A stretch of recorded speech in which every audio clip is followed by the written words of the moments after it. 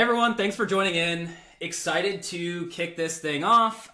Today we are doing our April Town Hall, where we are bringing in all of our amazing customers, Hearth members, and what we're doing is we're focusing today running through all of the stuff that we've done over the last month of Heartbeat, everything that's coming down the pipeline. So anybody, if you haven't been in Riverside before, the chat is going to be in the bottom right corner of the window, so you'll be able to just go ahead and click over there. If you want to jump in, you can jump into the studio chat and chat with us back and forth there, and we can answer questions. You can also, if you're joining us from YouTube or LinkedIn, you guys know where the comment section is. Everything should kind of come into the same spot.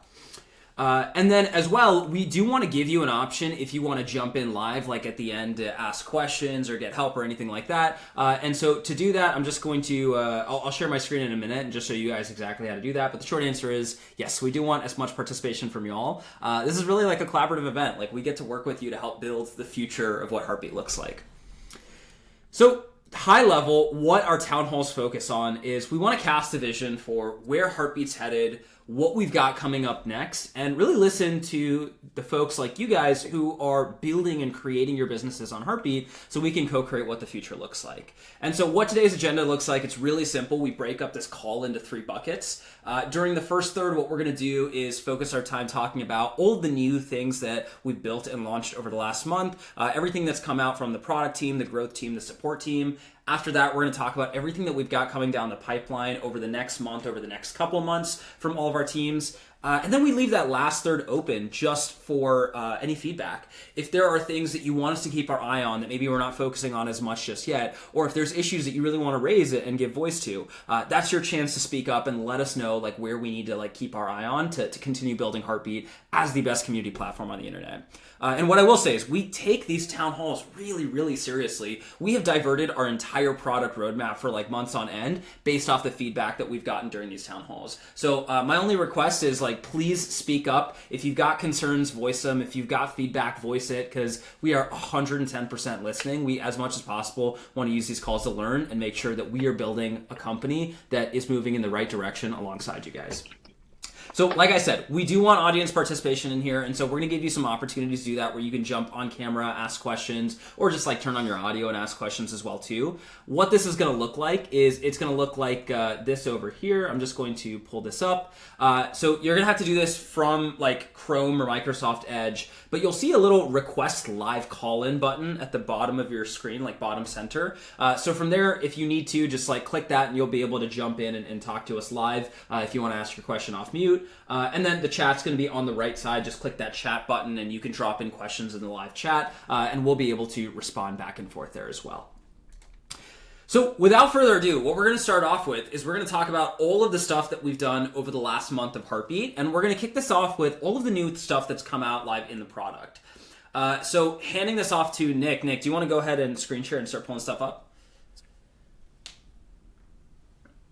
Sure thing. So I just shared my screen, y'all. Very excited to share what we worked on last month. We shipped a whole lot in 1 month. And if we're gymnasts, think of Payments 2.0 as the big trampoline, because that's what has been catapulting us further and further with all the other features that are coming off of its back. So if you don't know, Payments 2.0 officially is live in all communities as of this month. So if you were not on it yet and we're just waiting for everybody else to test it out first, lucky you, you got it anyway, and you can start checking out the new features now. So just a few things I'll call out before we go into other stuff is cancellation flows. If you're running a membership, you can now set up cancellation flows to route your members that are canceling into other pathways like discounts or other tiers. And you could also set up more creative upsells, add videos, add images, and social testimonials to just amp up that marketing side of your community a little bit more. But we're not here to talk about all that stuff today. We've already talked about it a bunch. You can find some more info in our help center under the payments overview help center article. But what we are going to talk about today is waitlists. If you don't know, waitlists are a way to get members to sign up for your community or an offer that you have for your community in advance of its launch. And the real idea of getting this out to y'all is we want for every stage of your business as you're building it. We want you to have an option or an opportunity to build it within Heartbeat. So whether you're just validating an idea and want to create a waitlist to see, are people going to pay for this? Or am I going to be able to build some traction before you launch? Or if you're scaling and trying to, build hype for an existing business and with a new offering, you can also use waitlists for that. So I'm going to show y'all a little bit of what waitlist entails. And what you're going to be looking at first is what the member is going to see on the front side using our beautiful new sign up pages with Payments 2.0. What we're looking at here is my sign up page for my waitlist. I have a fake drumming community called Drummers Den, and it is your ultimate drumming community. Trust me, it's amazing.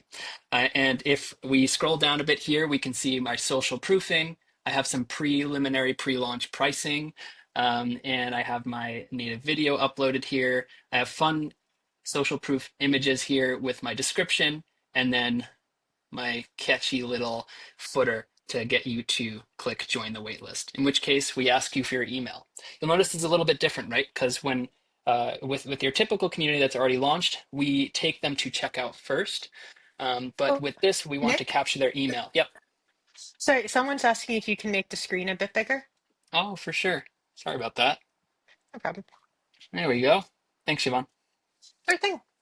Hopefully that's a bit better, and I'll make sure I zoom in on the other pages as well. So in this case, we're going to just type in test at test.com. This person is now interested in joining my waitlist. The moment they click here, join the waitlist, I can have any sort of re-engagement campaigns via email start triggering, right, in case I don't go all the way through checkout. But then I'm brought to a checkout experience. I still have that countdown at the top. I've scheduled my launch for 22 days from now, and I'm brought to checkout.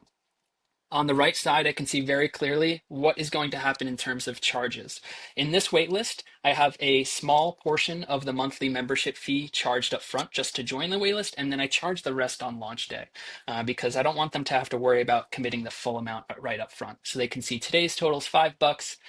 On launch day, April 25th is 20, and then your regular subscription payment is $25, and that first one will be May 25th, making it as clear as possible from the get-go to the customer that's signing up what they're signing up for.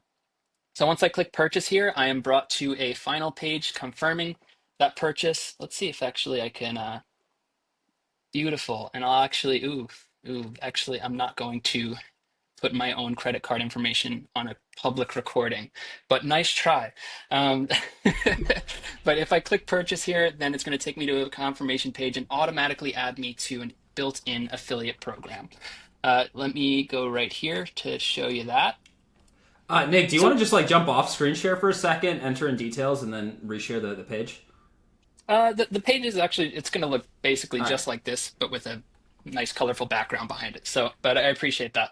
So what you'll see is they'll have a link sent to them both via email and shown on the page right there where they can share it with their friends and earn credit for their subscription and get more people on the waitlist. The point here is virality, right? We want to reward members for helping you grow your audience with this built-in program.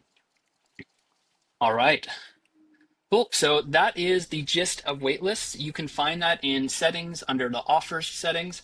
You'll see a new tab right next to your offers called waitlist with a nice new tag right next to it. We'll give you some info on it. Soon we'll have a video as well to overview for you. And it'll be a very easy one-step setup flow where we take care of you setting up the sign up page, all of your communication emails that will trigger automatically, your re-engagement campaigns in case people don't go through checkout, and of course the money side, right? Your affiliate pricing, your pre-launch pricing, and how you want to charge that pre-launch pricing. And one thing that Nick, I want to call out over here, oh, sorry, Siobhan, one thing I just want to call out over here is what we've built into this is all of the best practices you need to really like validate ideas, confirm willingness to pay from your customers before you kick this off. And so not just like all of the communication that you're seeing, right? Like these pre-scheduled emails that are put together for you as soon as people actually join, allowing you to communicate with your customers as you're building this, but even being able to like automate and send out emails through the Heartbeat workflow system as you're leading up to the launch, things like that, right? Like all of these features allow you to use best in class, tools to really engage this waitlist.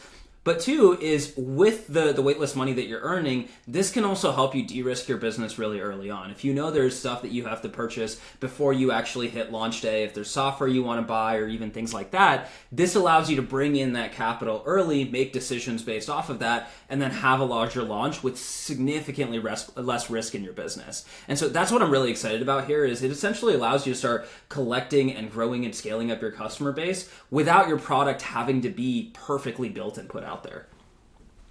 Yeah. Yeah, thanks for sharing that. And I see a couple questions in the chat I want to address. So Claudia asks, who gets to see the waitlist? And the answer to that is anybody who you share the sign up link with. So you'll have your own sign up URL that you can have your custom page built out for. And anybody you share that with, including existing members, can join your waitlist. So we made it so that both you can use it both as a strategy for getting new members into the door and also getting some excitement from existing members in case you're either converting a free community into a paid one, or if you are already have a paid community and are building hype around a new offering. And then Eric asks, can I let people join the waitlist for free without taking them to a payment page? And the answer is yes. So what you'll do is when you're selecting your pre-launch price, you can choose to charge the pre-launch price at launch. The only thing is we will collect their payment info still when they're signing up for the waitlist because we want to be able to automatically charge them on launch day. The goal here is to verify and validate somebody's willingness to pay for your offering. So we want to make sure we collect that upfront, at the very least collect their card information, because that's the validation that will truly tell you whether or not you should proceed with your launch. Yeah, some of the advice that we give to a lot of the businesses that get started on Heartbeat is, look, I've been selling online for 10 plus years at this point. And the honest answer, y'all, is I have no idea if somebody actually wants to buy a product I'm selling until they enter their credit card information on the page. Right. And so we want to make sure that as you are building out these new products, you are really testing out the willingness to pay and you are de-risking as much of the business from the get-go. And so while you definitely can choose to charge at launch, what we want to do is we want to get that credit card information up front because that's what's really de-risking this for you. What I like to do personally is get the entire full payment up front. So if you're doing a monthly subscription, just get full first month's rent up front. And then that way you can really confirm that, hey, does this price point actually work with this audience or this customer set? Funny enough, this is actually how we sold Heartbeat in the very early days. We built all of this out in mock-ups and we showed it and demoed it with potential customers. And the first time someone was like, hey, I want to buy this, we said, great, this is how much it costs up front, and then we'll help you roll it out in 2 weeks. And then Mehul and I furiously on the back end started building and getting everything ready so that they could actually build that. So I can promise you that all of these techniques are very, very battle tested before we hand them out to you guys. Just imagining you both vigorously coding. That was basically it, yeah. Just a couple other questions here. Sure. Eric had a good one that said his community would be free to join. He doesn't want to collect payment until they're in the community and they're going to upgrade. So what would be the best way to do that? Yeah, Eric, that's a great question. Right now, the way we've set up the initial launch of Waitlists is for paid waitlists. So any of your paid offerings. The reason we did that is because waitlists naturally convert into offers when you launch them, and I'll show you that side of things in a bit. What I recommend for you is using the typical sign-up flow that we've set up for free communities. So right now, while you won't be able to use waitlists to build that hype, what you can do is use the typical sign-up flow with your unpaid sign-up links to get people into the community early. We And did also have a did you see? question from Rich. Did you see that one there, Shaban? Is that what you're going to call out? I was just about to say, yep. I'll show it up on the Um, screen. There you go, Nick. Thank you. Yep, there we go. Is it first possible to edit the first payment subscription so ongoing or monthly so they know this will be billed each month? Yeah, so if I'm understanding your question correctly, are we talking about this guy here in the checkout? So what we'll do here is we want them to know from the get-go that this isn't going to just be a one-time charge. So that's why we let them know both what today's total is, the total on launch day in case you're doing an additional payment on launch day, and then their first subscription charge of an ongoing subscription. We'll also have when they officially join, if they're paying on that day and need to reconfirm the charge, they'll have some subtext there that tells them that they're signing up for a subscription in case they've forgotten since the first time they signed up. And Okay. there's a Mhm. couple other questions there, Mike, if you want to highlight one. Neil had one about if my membership is annual, does the year start when they join the waitlist or when the community launches?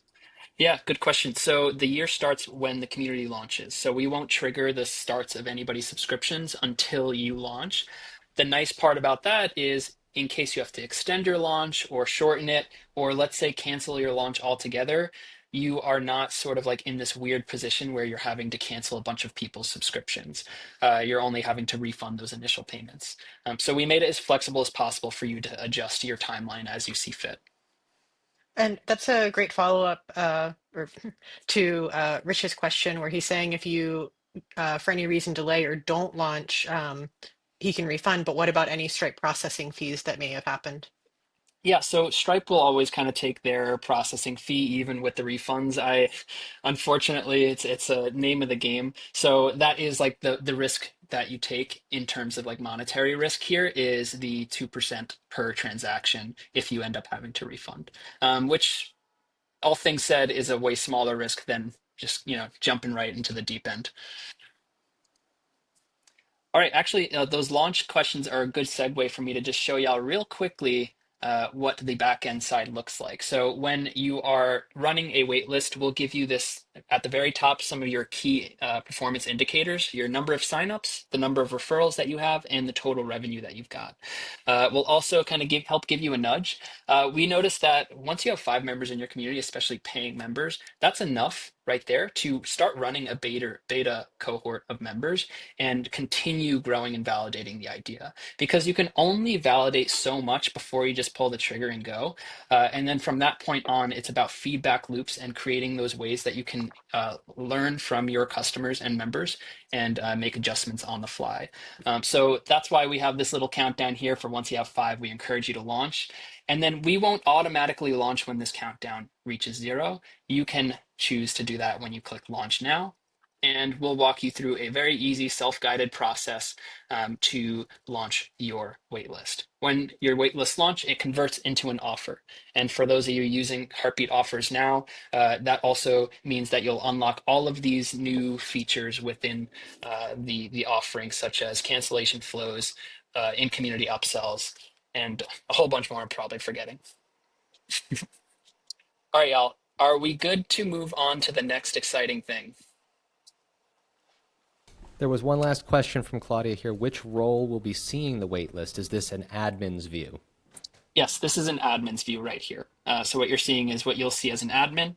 And if you have I believe it's the community admin role up here, as long as you have this toggled on, you'll be able to access waitlists. Mehul, can you confirm that? Yeah, it's that one or the manage community settings. Or this one? Got it. So as long as you have one of these two, you will be able to manage the waitlist. Cool. And just to say from a support side, we are working on an updated Help Center article with all this information in it, and that should be live sometime next week. So you don't have to remember everything that Nick just said. You'll be able to reference it in our Help Center. Beautiful. Yeah, the delay is I haven't recorded the video, so just give me a day and we'll get it recorded, we'll get it edited. Awesome. Well, y'all, I'm going to breeze through the next stuff. I feel like I'm taking up a whole lot of time here. But I do want to show y'all assignments approval as well. So we previewed it last month. I showed you all the mock-ups and stuff, but now I don't need the mock-ups. I can show you the real thing in real life because it's available for everybody. And if we go to one of the communities here, we have a test paid community with a marketing mastery course. And I have a assignment on this course that's private, and I want to give my members feedback on before I let them move forward in the course. If I want to do that, I would simply go to that assignment, and when I'm editing it, I'm on the wrong thing. There we are. And when I'm editing it, as long as I have toggled on private assignment, I will see this option to require instructor approval. What this is going to do is when they make the submission for the assignment, it's going to stop them from proceeding on the course until you as an admin or instructor tells them they can move forward. So to show you this in practice, I can go ahead and click view submissions. And I see I have one new submission from Matt Barba, and it's for that very lesson. If I click into this, I can see preview the assignment's instructions. And then when I'm ready, review this person's submission. He might also have attachments, so I can view these attachments, open them up in new tabs. And then when I'm ready, I might want to give him some feedback and say, nice try, but try again. And I might give some actual productive feedback here, but I'm an evil instructor in this scenario. So I'll click retry. And what that's going to do is it's going to ask Matt to try again. And it's going to show him my feedback that I've given him. So I've previewed that here for y'all. And we can see that my submission page updated to submitted, retry requested. I have my instructor's feedback, and now I could edit the submission. I'll just call this take 2, and then update my submission. And we're back into this pending status. Now, let's say I'm no longer being evil. I want to help Matt continue in his course. So I'll click back into here. Actually, I'm going to give my page a little refresh. And I'll click view submissions and come back here. And I see that he has a new submission. And we see this is the take 2. If I want to see what's different, I could always just look back at a previous submission. Or I'll just stick with this one and say, great work, and approve it. And now that I've approved his submission, he gets the approved with that positive feedback, and he can mark as complete and move on to the next lesson. So that's a new workflow that's available to y'all for those of you running courses. Really excited to see how y'all use this. We already seen a few communities really leverage this in powerful ways. One of them running a salon-based course, so there's lots of like hair assignment submissions and hairdo stuff that has been really cool to see them use it in that way. But yeah, would love to see your feedback in the chat and also in the help chats as you get started with this. Alrighty, next thing, unless we have any questions. Just some love in the chat. Beautiful. Love, love. Okay, the last larger thing that we've rolled out this month is offer access controls. Have you ever thought to yourself, I have an idea for an offer like VIP resources, but I only want it to be available to people on a certain tier or in a certain group in my community? Let's say I want to only offer VIP resources to my top tier pro members in my community. Now you can do that in a very controlled way where you can create an offer and limit its access to specific groups of people, of members in your platform. I'm going to show you what that looks like in practice. So if we go back to our community here and I go to my offers, this one here, and I go to my offers, I see I have a VIP resources pro tier only offer. So this is only available to people that are in my pro tier. If I go to edit this and go to my offer setup, I have this option now that to limit who can see this offer. If I toggle this on, I can create user filters that will allow Heartbeat to automatically choose when to show or not show an offer based on somebody's filters that they fit into. You'll notice these filters are the same exact ones from automated groups. The truth is, what we're doing here is we're just helping you create an automated group that says whether or not somebody should see an offer or not. So in this, I'm basically saying anybody who has a more than one post and I want to say is in my pro tier can access this offer. So the moment somebody fits these two conditions, they will be able to see the upsells associated to this offer. They will be able to sign up within the community on this offer. And I could even run things like pop-ups, automated pop-ups to show this offer to them in a timely way as soon as they meet the conditions to see it. I was going to do a whole other demo, but I feel like I'm just going to ask if there's any questions. We just have some raving fans in the chat here. We got Sandra, Eric, Nicole, Neil, everybody saying nice things about all that they're seeing. Amazing. Love to see that. And just for anybody who doesn't really want to use automated filters for this, you could also just select specific groups that you've already built out to access the offer. All right, y'all. Those are the large things that we pushed last month. There's some other exciting things, some quality of life improvements, such as allowing you to duplicate workflows now. If you have these super long workflows you just want to make one tiny change for, you could duplicate it. and make that tiny change rather than having to rebuild it all over again. We've made some fixes to notifications for new lesson published that go out to members. So that you should see some improvements in deliverability there.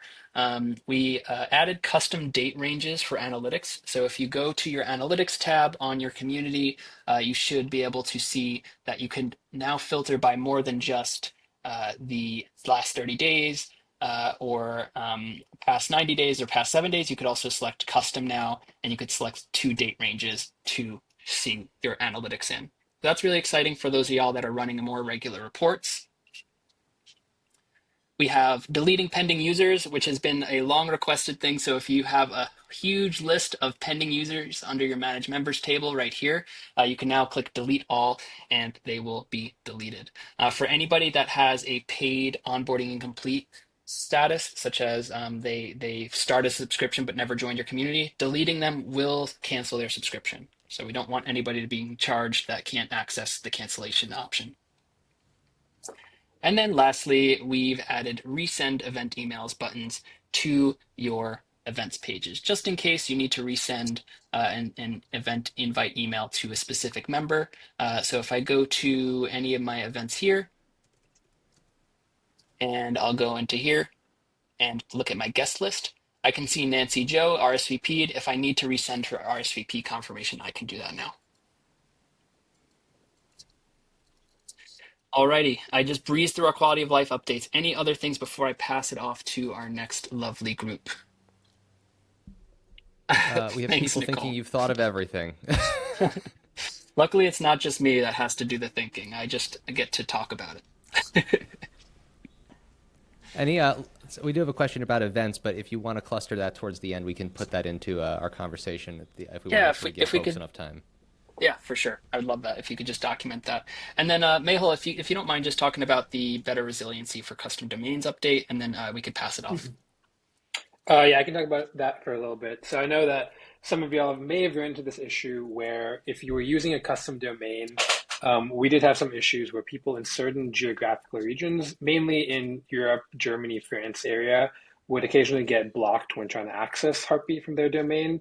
And we know that's really frustrating for you. Honestly, it was pretty frustrating for us as well, as we were trying to figure out why certain like ISPs or servers in the area were not able to connect to our servers as expected. And so we've been working with those providers to make sure that this doesn't happen in the future.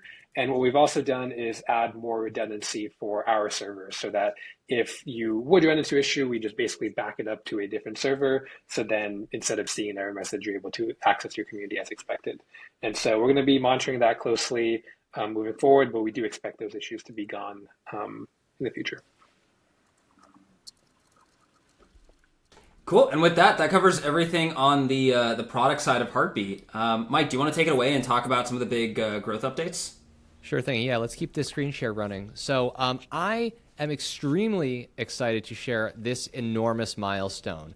We've officially passed $10 million. To be specific, $10,294,000 in payments that we've put into the pockets of community builders. So this is not our revenue. This is your revenue. This is the combined success of all the community builders on Heartbeat. We were going to update this like last week because it hit 10 million, and then we realized you guys just did another 294 million from last week. So don't stop. Keep doing awesome. You're doing all great things. Keep racking up the wins. We love seeing you guys do this well. Just to show you how much things have changed, last Town Hall, which was actually kind of halfway through March, so it really wasn't even a full month ago, was we did 780K in a prior, 2 months ago. Monthly total is what you guys saw in revenue. And then the last 30 days, you did 824. So this is how fast, even month to month, or in this case, 2.5, 3 weeks ago, this is how fast you guys are growing your revenue. So really impressed with the growth that you guys are seeing. We want to continue to produce educational materials and features that let you continue to accelerate these numbers. We're really happy for everybody.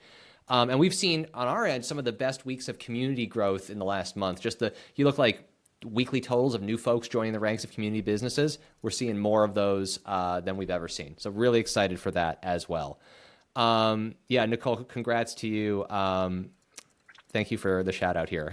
Up, you're on a dental. That is dedication for tuning into a town hall from a dental chair.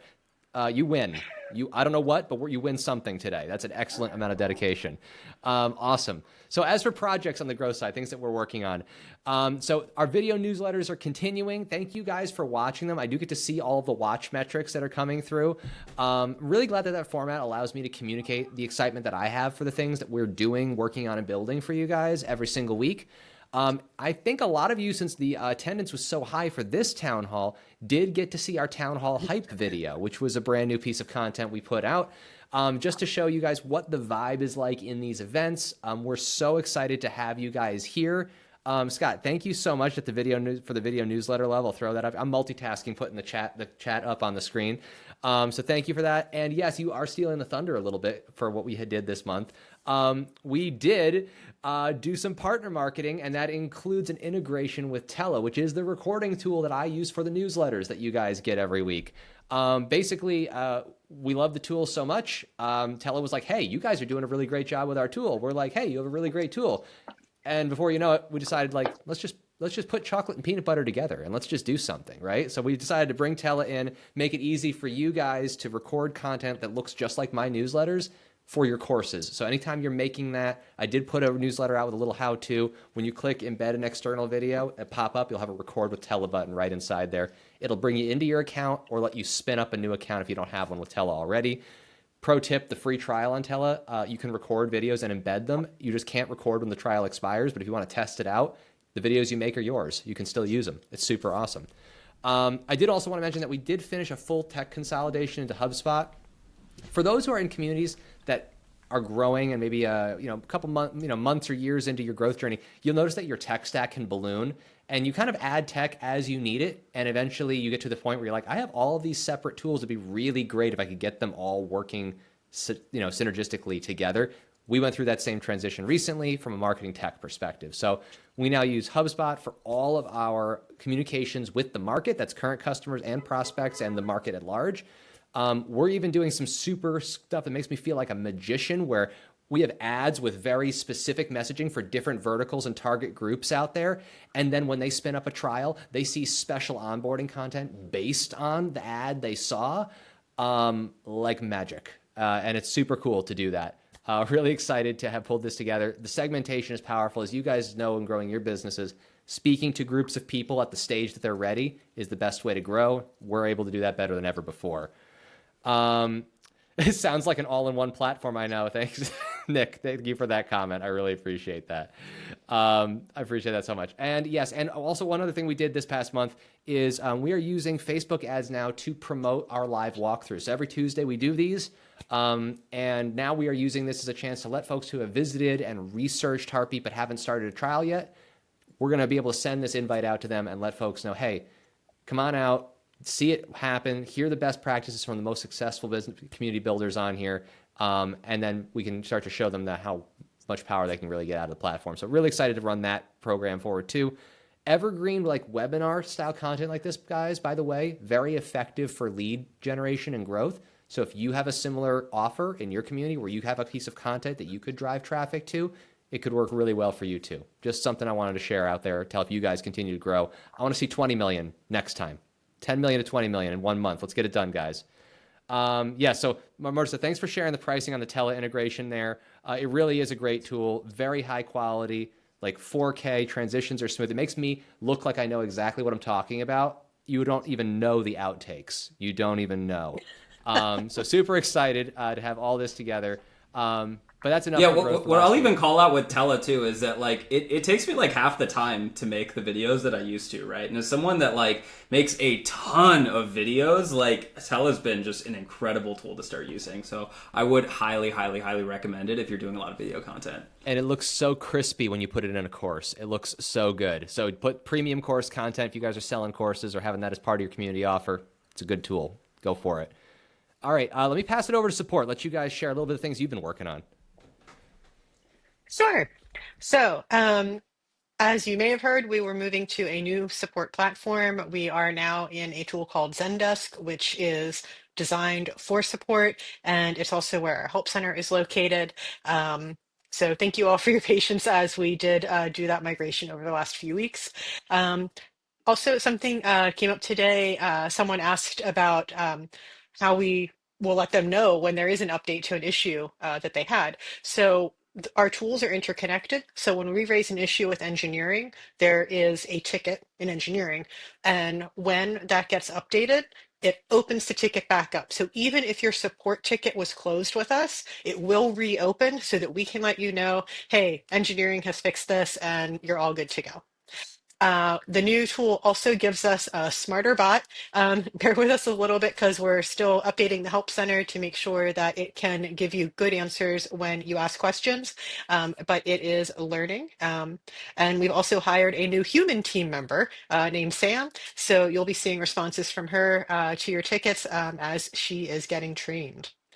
And because y'all are so great and we've gotten so many new people. We had a pretty big ticket backlog and we were a bit behind in getting back to you with answers. So we drafted the whole team to get in there and help out and get your questions answered. That meant that we reduced our ticket backlog by 3x. So with this new support platform and some other backend improvements and process improvements, you should be waiting less for the answers that you need. And again, I just want to thank you for your patience during this transition, and we're continuing to improve the customer experience, which means making better resources for you, improving the bot, and recommending platform improvements to product and engineering so it's easier for you to use. And what I really want to underscore here is this was like a monster migration of data and macros and content and help articles and everything. And we really focused, like Siobhan came in and really focused on this because a lot of the tools that we were using initially were more sales-oriented tools of just getting new customers in the door, but they weren't purpose-built around really retaining and making sure that we can actually continue to serve you at scale. And so that was actually part of the big tech transition is we wanted to make sure that all of our systems and all of our software, it wasn't just about selling you more and more. It was about actually servicing the questions that you have and making sure that we can support you as you're building and growing your business. And so I'm really excited with all of those tech improvements coming. You're just going to see more and more support improvements come down the pipeline. Like with the AI support bot, I mean, Siobhan just pulled up the answers side by side between what we used to be giving and what we're giving now. And it is a night and day difference at how accurate and how quick it can get you where you need to go. So I'm really excited about the support updates. I hope you guys are as well. With that should take us to the end of all the support changes. Oh yeah, go ahead. Pull up the Help Center, Nick. I just wanted to flex on Siobhan's behalf. She's been a little humble about that Help Center. We are making some massive upgrades to it. One is, it's got a little new look and feel to it, but also we will be restructuring some of our topics, the way we organize our Help Center, adding and updating our articles, especially the payments section now that we have Payments 2.0 rolled out to everybody. And we'll be adding over the next few months a ton new content for guides for those that are just starting out on Heartbeat and wanting to know best practices on the platform.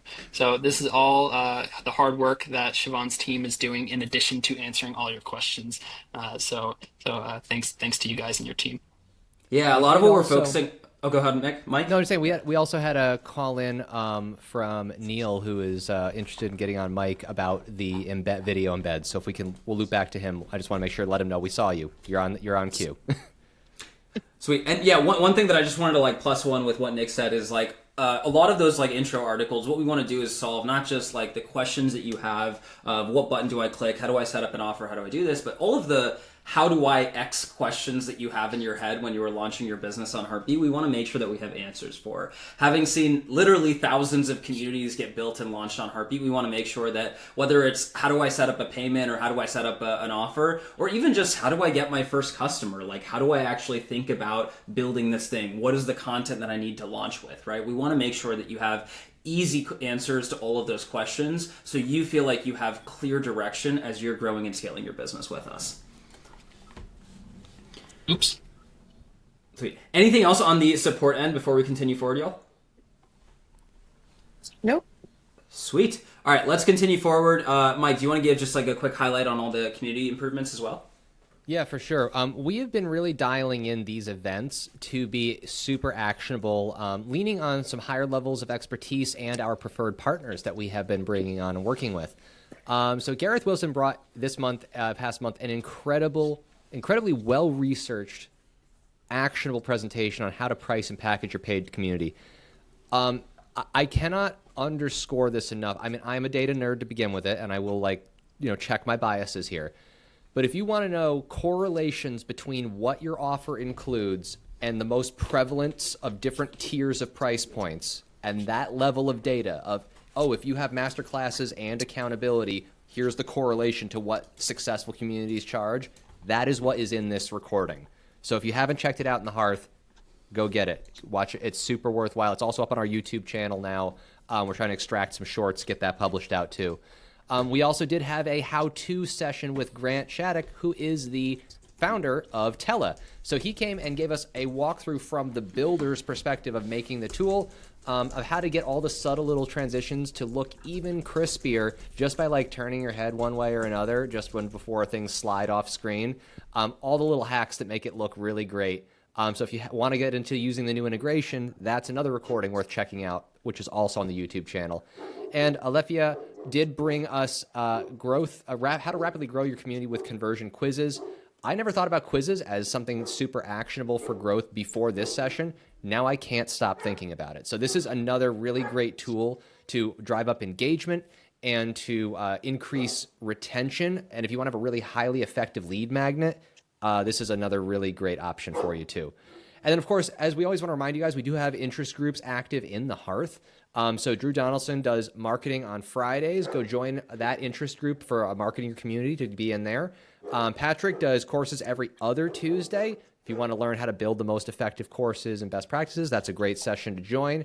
And of course, Misty, our very own Misty, does automation support once a month. So if you want to use the internal automations in Heartbeat or get ultra custom with stuff like Make and Zapier and Pabbly, that's the place to come and workshop those out. So really great stuff happening in the Hearth. If you guys aren't there yet, definitely sign up to be a Hearth member. There's 3,600 members. I don't know. There's a lot of community builders in there. Really a huge hive mind of experience. That's amazing. Let's check out product. Yeah.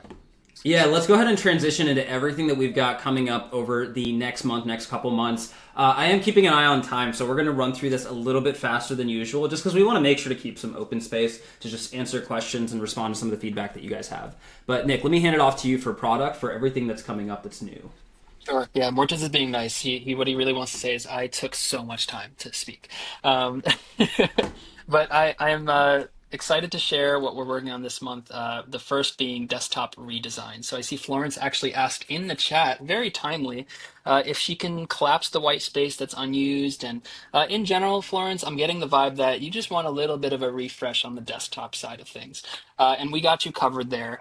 We took ton of feedback from our candy boards, from the Hearth, and through best practices seen through on other platforms and other software to start redesigning what the desktop experience looks like for your community. So I'm going to give you a bit of a preview of what that's starting to look like here. We're still in the design phase, so please share your feedback as you are taking a look at this. Throw it in the chat, throw it in wherever you'd like, and we're going to listen to it. But this is an example of what your community might look like when you're looking at a course. Notice that we've collapsed the two sidebars into one.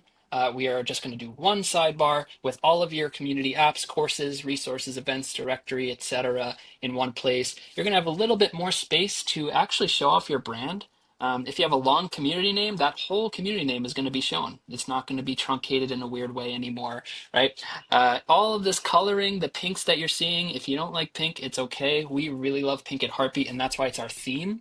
And whatever your theme is, you can change it for your community. So wherever you're seeing this pink and orange hue, you'll also be able to change it to reflect your community's theme for your use case.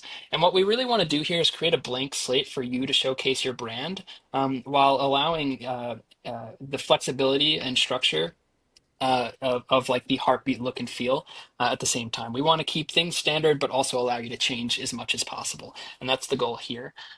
So that's one way of looking at your community. The other, I'll show you a preview of like your threads section. And one thing I want to call out here is when you're looking at your threads, we're thinking about bringing to threads, spaces, and channels those community embed cards that you've begun seeing in courses.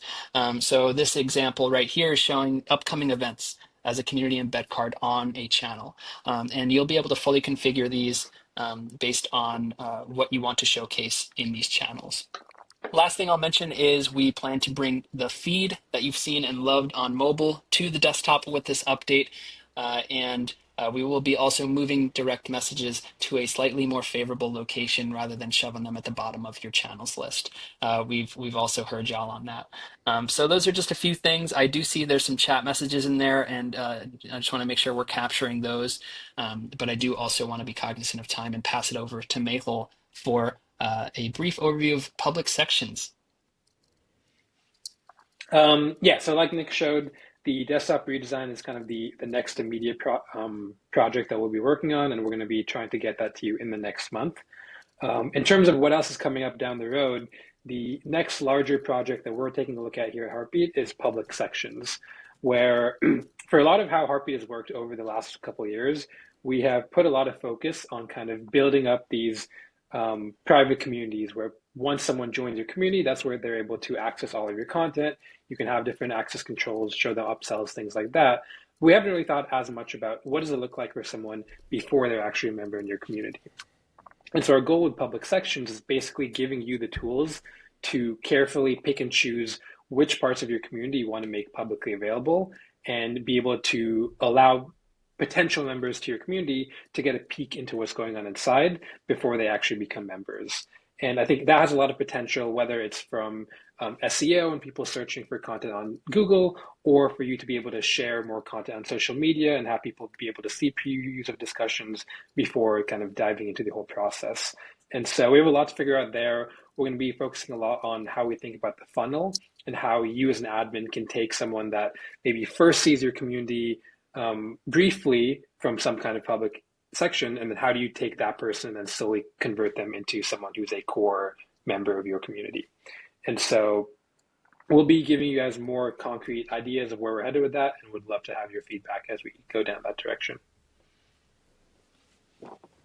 Awesome.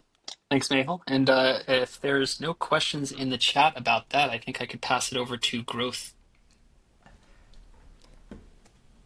Sweet. Mike, you want to take it away on the growth side of things? Yeah. We've got great questions. I'm just trying to log some of them so that we can make sure, and I'm going to be short so they save time for that. So this month in the growth team, projects that we're working on, we're going to do a couple more preferred partner collaborations where our registered preferred partners are going to be doing really some higher end tutorials with additional follow-up value for members who attend those sessions based on their expertise. We're also going to be piloting a cold outreach campaign. One thing we've always loved doing is providing really high-touch interactions between this team and you all. And so what we're doing is going to be testing out a cold outreach campaign where we will be trying to reach out to prospective community builders and set up meetings to, just like we did in the very founding days, demo the platform, talk about what they can experience, see if we can make them aware of us in a direct one-to-one way. And of course, we're also looking to scale up ads on Google and Meta platforms. We've been running these continuously. We continue to enhance profitability. The term is like customer acquisition cost. What do we have to pay to get someone to become a customer? And that ratio has continued to improve in a way that makes it very sensible for us to continue growing through this channel. So we are going to continue moving down that path. And then I put this quarter because it's not this month, but these might be reach goals for this month if I can get to them. We kind of want to do some content marketing publishing on how to. So we're going to see some YouTube videos on how to do different aspects of community building, different aspects of Heartbeat.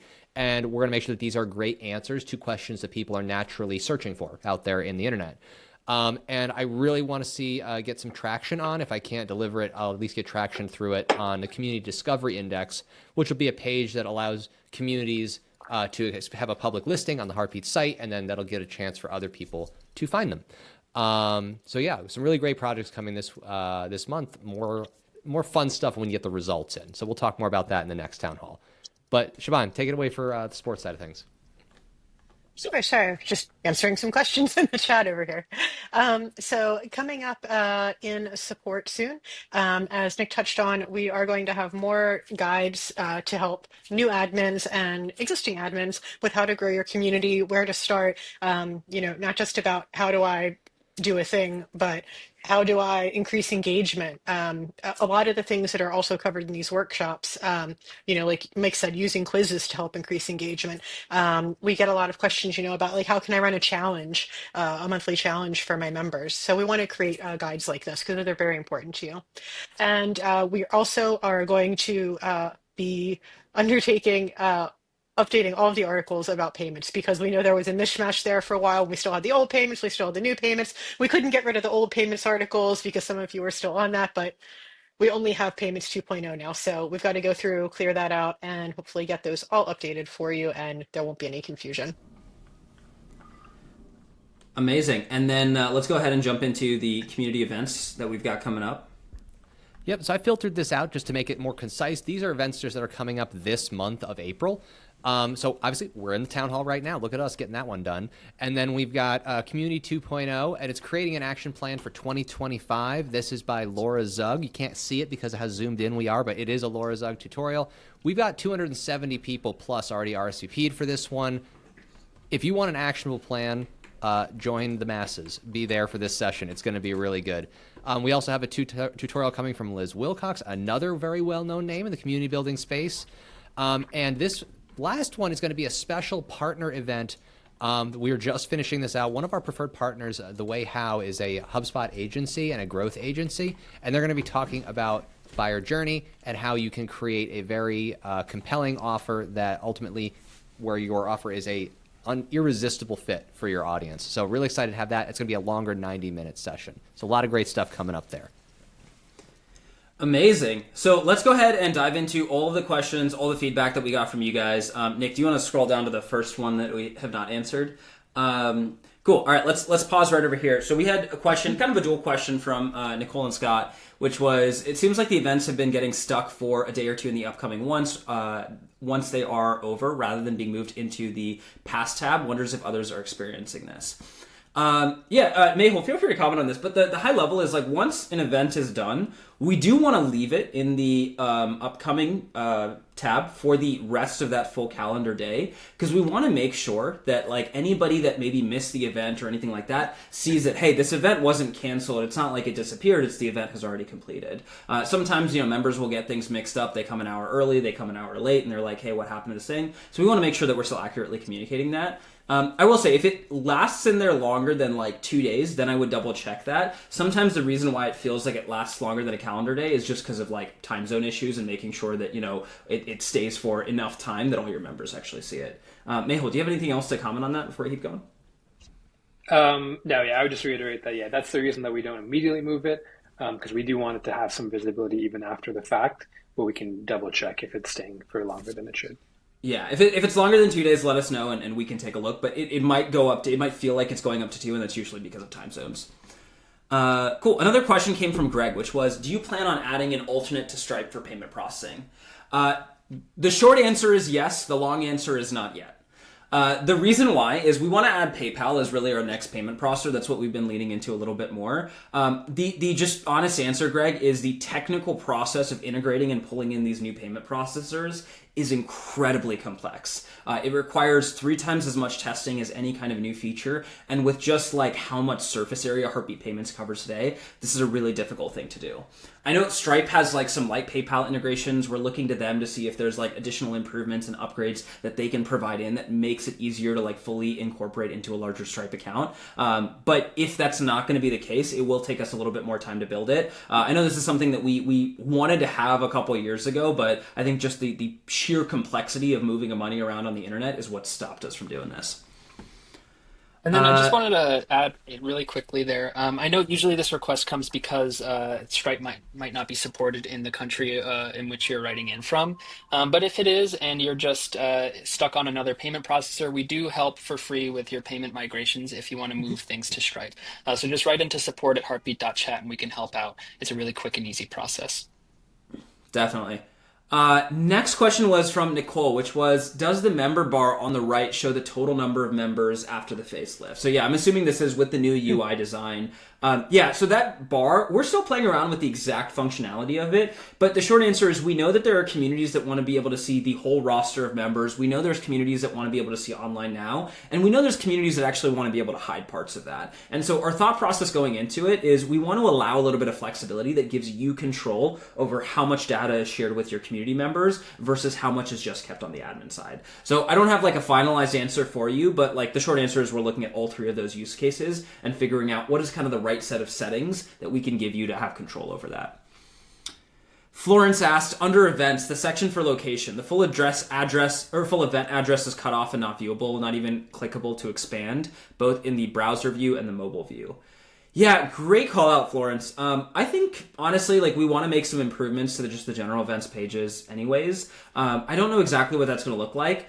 I don't know if we're going to build it so that like the full events address is displayed or if we just turn that into its own button where you can copy the link. What I have noticed though, looking at those links, is they can get really long with a lot of additional characters and things like that. And so what I will say is we want to stay away from having like a 3-line long link in that section just for the sake of having the full link there. I think there's some better like user experiences that we can provide doing it as a button or doing it as like a copy to clipboard and then having that available. But I appreciate you flagging that. We'll take a look at that as we look at like updates to the events page. We do want to have a couple more of those coming later this year. And then Florence also asked, can you create the ability to email all members who RSVP to an event? Right now I'm communicating event logistics to members via regular mail, but would love to keep communication in the Heartbeat platform. Great question. So I know Siobhan answered this in the chat a little bit. I wanted to call this out because this is something that you can do through workflows to message all of the RSVP members to specific events. So that might be the way that you do it. Oh, I just saw Mehul's head turn. Maybe I misquoted that. Yeah, I don't think that that's something that's available in workflows right now, but it is something that we can add. Okay. We allow you to send workflows to people that attended a particular event, but currently not people that have RSVP to a particular event. All right, that was me jumping the gun 2 months in the future. We can take a look at that. It's a common request, and I know we've heard it from other customers, so we can definitely dig into that. Thank you, Mehul, for calling me out on that. And then we have another one from Kathy, which was, is there a way for members to have a to-do list or goal tracking? I agree with Siobhan here. I think the best process here is going to be through using assignments to do this, Kathy. Like the different types of assignments allow you a little bit more flexibility here. We have tested out some stuff with like checklists in the community and everything, but the honest answer here is like, the amount of tech and the complexity of it versus the value that it provides, like I don't think we've like fully hit that value trade-off where we're like, hey, we should spend a bunch of time building this out. Because it's one of those things where it like seems simple surface level, but it's like a surprisingly complex thing to build out. So that's why we've just held off on it for right now, and I think assignments might be the best way to do it. I totally missed a call in from Neil. Neil, are you still around to just jump off mute real quick? I wanted to be able to pull up your question. Still here. I just approved Neil, so he should be coming in right over there. Neil, thank you. Sorry about the delay, man. That's all right. No problem. How you doing? Good. I just want to say thank you for holding an event late in the afternoon in the US because it was 6 a.m. in Australia, so it's great to be able to call in from the future. The new desktop UI experience is live here because we're that far in the future. That's awesome. But don't look at the stock market. I just wanted to call out a technical question and then a fear of launching. I'm trying to have a resources area with pages for my podcast episodes. The embed for my audio player works great. The embed for the YouTube player doesn't work because my podcast episode isn't live. It's scheduled on YouTube and hasn't been published yet. So I get an error message, whereas what I wanted was my community members would see some kind of message to say this episode hasn't been published yet or this video is not live yet. Is that a YouTube limitation or is that something we can do with the embed? That's a great question. Mehul? Yeah, I'm not fully sure, honestly. So if you write into us with the specific link, I guess we can take a closer look. I do know that we look for a specific like YouTube link format when we're doing the embeds. And so depending on how exactly you're embedding it, there might be a way to make it work. And so, yeah, we can chat more later and figure out if there's a good way to do it. Okay, And Neil, if I could, there might be a quick temporary solution. If you put your podcast episodes into a playlist, I think you can embed the playlist, and Mehul, you can tell me I'm jumping the gun now, but then the playlist will include anything that's future published to that playlist will automatically show up in the playlist in the queue. That's part of that. Great idea. Yeah. Okay. Awesome. Thank you. Sweet. Thank you, Neil. And thank you for jumping on at 6 a.m. As someone who's not a morning person, I am incredibly appreciative. I thought it. Amazing. So the other thing I had, I'm working with an amazing heartbeat coach, Bree Lever. Shout out to Bree. And she keeps asking me when I'm going to launch. And I keep finding another good reason to defer my launch. Can you share with me some anecdotes about when successful community folks were, what triggered them to press the button and launch to their members? Because, it's it's a hard button to press. That as a builder, like I 100% empathize with you. The advice that I got very early on in my journey was if you're not embarrassed by your first launch, you launched way too late. And that's kind of the thing that I keep in mind. If I'm sitting there building out a community, like from a member count, really like 5-10 members is like good enough. If you have more, even better. And when I look at like what the members actually need, it's less like how much content am I creating before they jump in. And it's way more about how much, have I built out the experiences for their first day, for their first 7 days, and their first 30 days, right? Like if I have a clear plan of what members are going to do on day 1, what members are going to do on day 7, what members are going to do by the time they get to day 30, then usually I feel pretty good of like, hey, let's hit the big green launch button and let's go. Because past that, like I can figure out all of the other stuff. And I personally like just being super upfront with my members of like, hey, I'm testing this thing out alongside you guys, right? Like you're a little bit of a guinea pig, but the benefit you get from that is if you tell me, hey, we need to adjust the experience this way, we can do that on the fly very quickly, and we can build and tailor this incredible community around the needs that you have as you're going out and solving problems in your life. So that's the way that I communicate it, and I like it because it gives you also a little bit of leeway to just like mess up publicly. It is human, and it allows your members to recognize that like anytime they give you feedback, there's this loop of I tell Neil something, I see him implement it live, and then now it just makes me want to give him more feedback and like actually help build this community.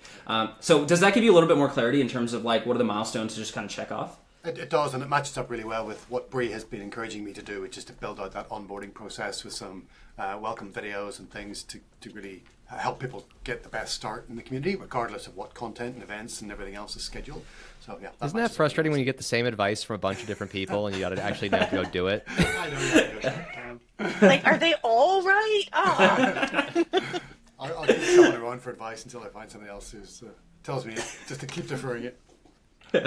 No, I love it, man. But I get it. It's really hard to hit that launch button. Sorry, Siobhan, go ahead. This is a great topic for the guides that we were talking about earlier. This is exactly the type of thing that we want to have in the Help Center. So, fear of launching can just be a thing you can search for in the Help Center soon, and we'd have like a nice little video, and maybe you can come make a little video for us and tell us how you eventually launched when everybody told you to. when you're the pro everybody's looking up to, because that will happen one day.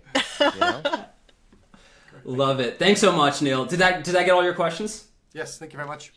Amazing. Cool. And then Florence, I saw your question too about it's about physical addresses rather than digital ones. Yeah, that makes sense. We want to make sure the full physical address is visible. We'll take a look at that. Cool. And then Denise There's just mentioned a quick follow-up. Oh, sorry, you got it, Merchants. I was just going to say what Denise was saying. Yep. Yeah, Denise mentioned I tried using events for in-person events, but it was missing a lot of the features available on Eventbrite or Ticket Candy. Yeah, we'll take a look. We initially built events with like a lot of the virtual events in mind, and then we built out a lot of the in-person features on top of that. But I do think you're right. It's time for a refresh and to look at like, hey, what does it look like building out in-person events on some of these other best-in-class platforms, and how do we bring those learnings back to Heartbeat? Amazing. Thank you guys so much. I really appreciate you guys staying live and also staying on 6 minutes extra. For anybody that did come on at 6 a.m., you have my utmost appreciation and admiration because I'm really not a morning person. Mehul can attest. Thank you guys again for joining on live. This feedback is super, super helpful. I promise you, like we really do take this and discuss it internally and use it to actually build out our roadmap and figure out what to work on next. Appreciate you guys joining. Take care. See you guys at the next event. Bye, everyone. Bye. Bye. Bye.